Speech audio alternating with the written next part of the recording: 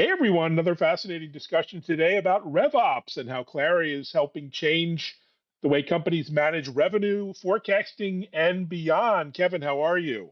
I'm great, Evan. Thanks for having me on the show today. Well, thanks for being here. I know it's your end of quarter, and that's the usual challenge most companies have, all the usual 35 years in sales, all the usual challenges around end of quarter. Before that, maybe just share with the audience how Clary got started, what was a problem you were originally trying to solve, and how has that sort of evolved over time?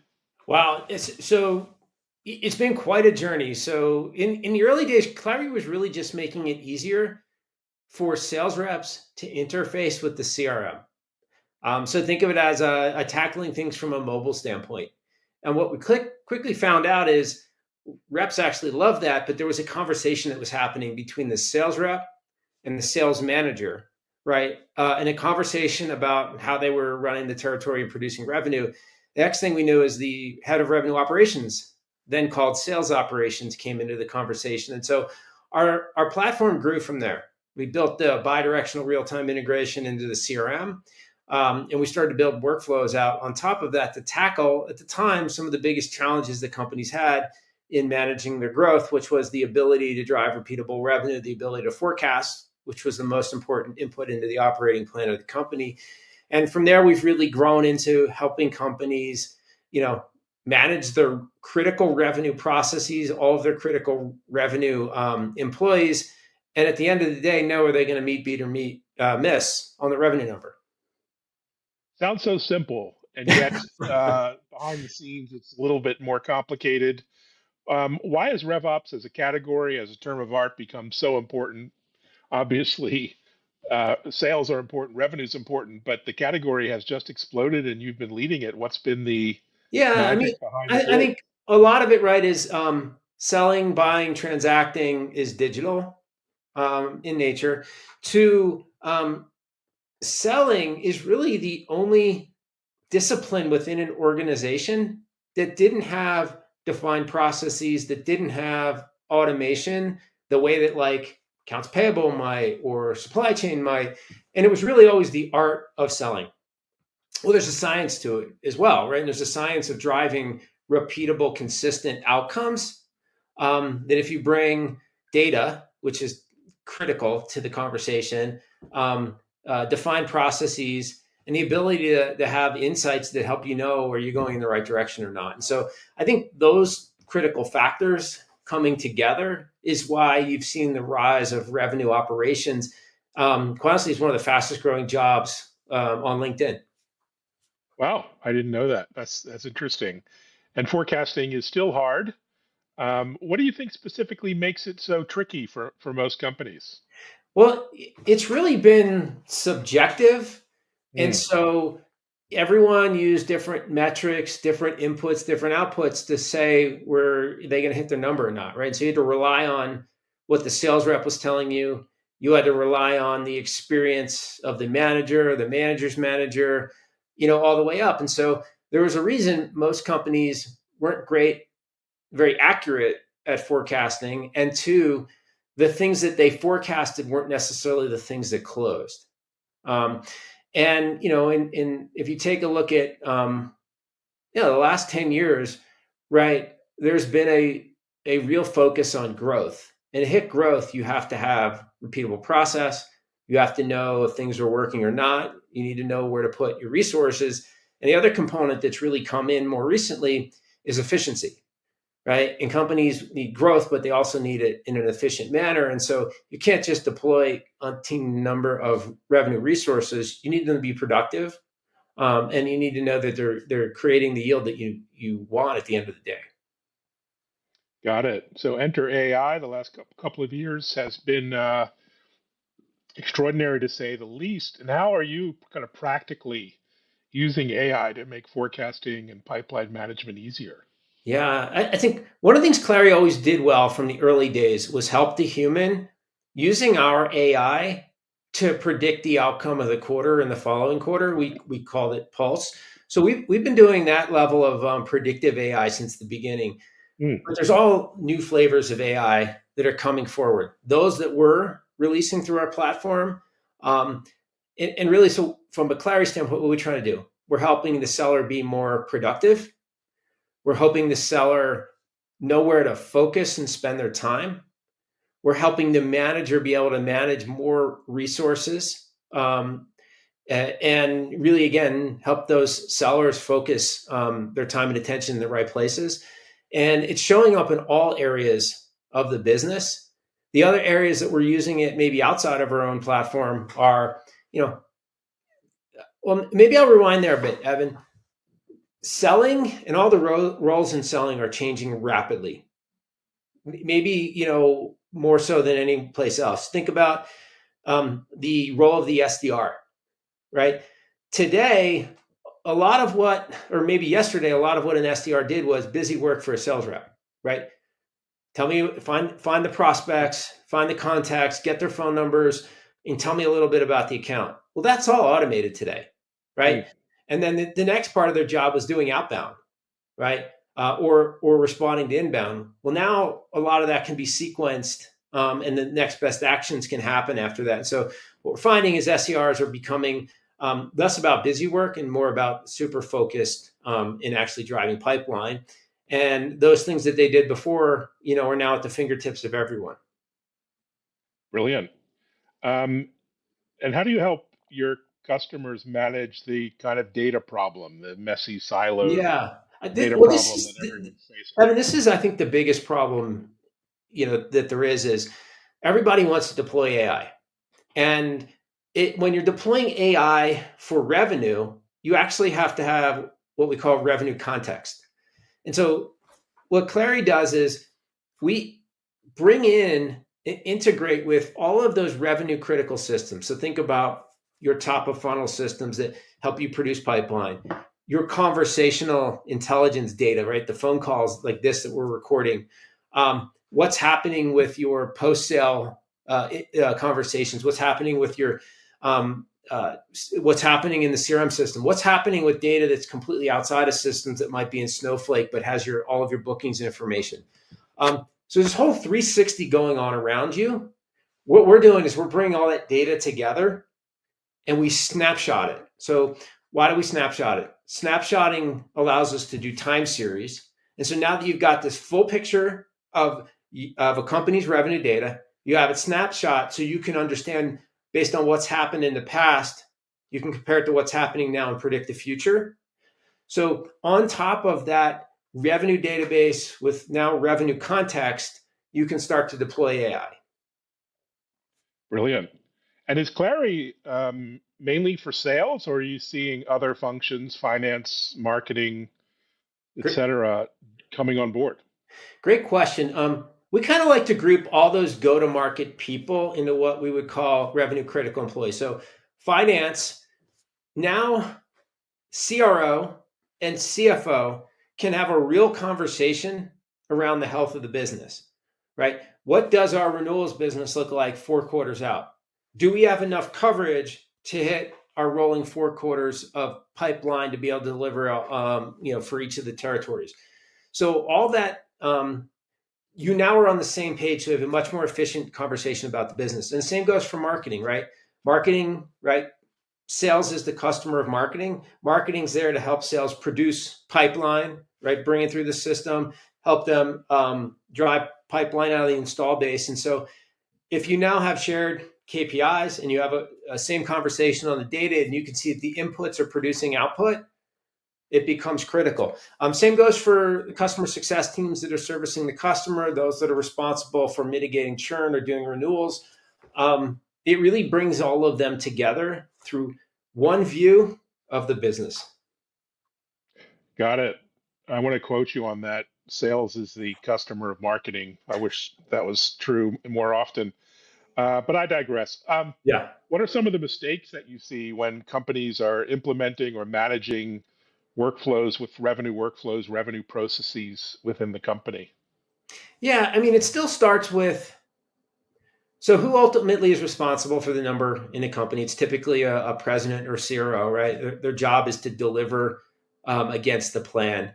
And we see in our install base, those CROs, they're hands-on, they're data-driven, that think about producing revenue as a process love our product and are super successful because we give them command and control over their revenue cadences, and we allow them to going from leading the business quarter to quarter to guiding the business year over year.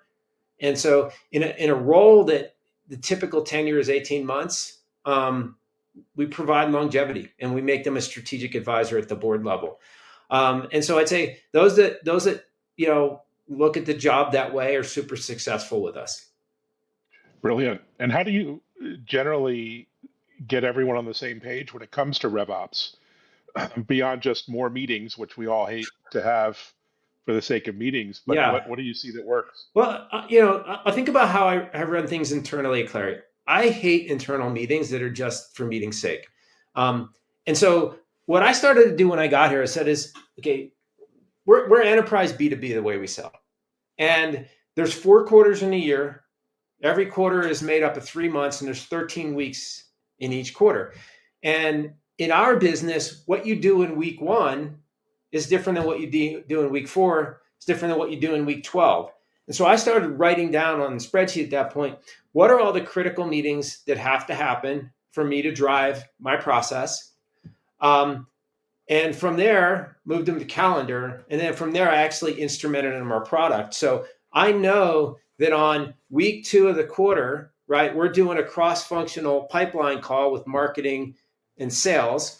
And on week 3, we're not just doing an in-quarter forecast, but we're doing an out-quarter forecast. And because I've orchestrated those dashboards, I know that in the rep manager one-on-one forecast call, that they're having the same conversation in Europe, that they're having in the Northeast, that they're having in the Southwest by segment. And they're looking at the same data the same way I am. And so that allows me to drive consistent process. My team knows what's expected of them. But here's what's most important, Evan, right? We've all been sellers. The rep manager interrogation goes away. And now everybody's having a realistic conversation on the reality of the business. And we can go from interrogation to coaching, and we know exactly where we need to focus. I love that. You probably get this asked all the time by customers, but what are the biggest benefits, ROIs, the qualitative, quantitative benefits of adopting Clari? How do you respond to their Yeah, I'd say that the things we see pretty quickly are reps love it because we make their job easier. We help automate a bunch of the things they hate to do, like updating the CRM. So things get automatically updated and automatically moved. Their deals are always represented accurately, so they can have a much more efficient non-interrogation conversation with their manager. We provide that CRO ultimate visibility into, are they going to meet, beat, or miss their number? So when they go to the board meeting, it's not just showing up with hope. It's going, hey, I can actually see that we're going to overachieve this quarter. I'd like to invest more and hire faster. Or, hey, guess what? I see the headwinds coming. I'm going to tamp back on hiring. And hey, we might miss the number, but I'm telling you now versus at the end of the quarter. So you build credibility in that scenario. And so what are the benefits we start to see? We reduce slip deals drastically. We increase time to close. So win rates go up. And there's a reason for that. One, we focus on the blind spots that might be there. Okay, so what are the things that are still open items that we need to knock down? Is this an opportunity we should even be working on, right? And spending our time on. So we see conversions, we see slip deals go down, we see forecast accuracy go way up, and not just for the CRO, but for all members of the revenue hierarchy. And so there's always that 1 or 2 people that are really good at forecasting when we start with a new customer. What we find is gradually over a quarter or 2, everybody becomes a better forecaster. Brilliant. And so as tools like yours adopt more intelligence, more AI, more learning, where do you see yourselves going in a couple, 3 years? It's going to be an exciting solution in so many more ways. I'm super excited about where we're going, and I'm already starting to see these things show up on my end.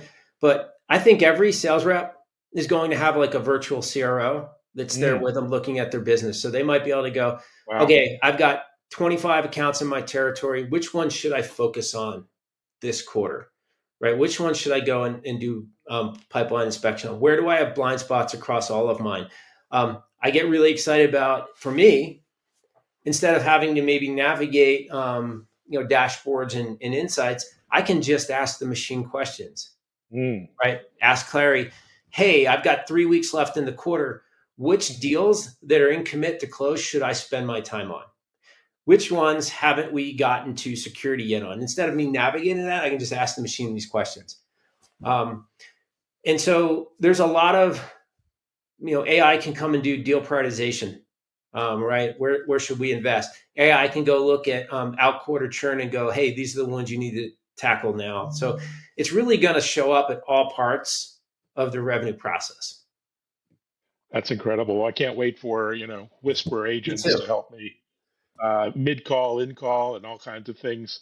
So, a couple more controversial topics, maybe, which you can Yeah. incline or not, but you are seeing many layers of middle management being taken out of a lot of big tech companies. It seems to be the trend this year, doing more with less. Do you see AI replacing those, sales managers, maybe even sales leaders when it comes to forecasting and management day to day? I don't think it will replace, but I do think you'll see managers who are now managing more sales reps than they have in the past. So maybe if the average was 8 today, it becomes 12 in the future, Mm, right? Because some of the busy work can get automated. A lot of enablement and coaching can now happen, in real time, mm. with AI, et cetera. And so I do think you'll see a span of control change for managers. And I also think you'll see the same for sellers, right? Maybe they can now do more than they were able to do in the past because we're automating the mundane work. Well, yeah, it's a positive view. I would agree there. And what do you think happens to the traditional CRMs? We call them legacy, but they're out there at scale. You don't have to name names. We know who they are. Will they become obsolete? Evan, it's a great question. And what I've always found interesting is if you look behind the CRMs that are out there, they still run the databases from the database companies too. So those things are still behind the CRMs. I think the CRMs that exist today have a lot of entanglement and tentacles and integration points from them. But we are starting to see critical data that is now not going through the CRMs. And I think you're also seeing a lot of companies that want to come in and come up with a different flavor of CRM that's less um, that causes companies to maybe not have to continue to invest so much in a heavy Mm. infrastructure that they have to constantly update and change. I don't know the answer to that, but I can tell you what we're doing on our end is, traditionally, right, very dependent on one CRM, right, as our primary data source, where we've really invested now in the ability to bring in all data sources into our product and have the Mm. product work from there versus against just one of the CRMs. So it'll be interesting to see where this goes. It's going to be fascinating. Always enjoy chatting with you. You have such a wealth of insight into this industry and where it's going. And congratulations, onwards and upwards. Thank you, Evan. It's a fun role I get to have where I spend all my day engaging with other revenue leaders, and it's a privilege to get to learn from them. I bet. Thanks so much for joining, and thanks everyone for listening. And be sure to check out the new TV show, Tech Impact TV, now on Bloomberg and Fox Business.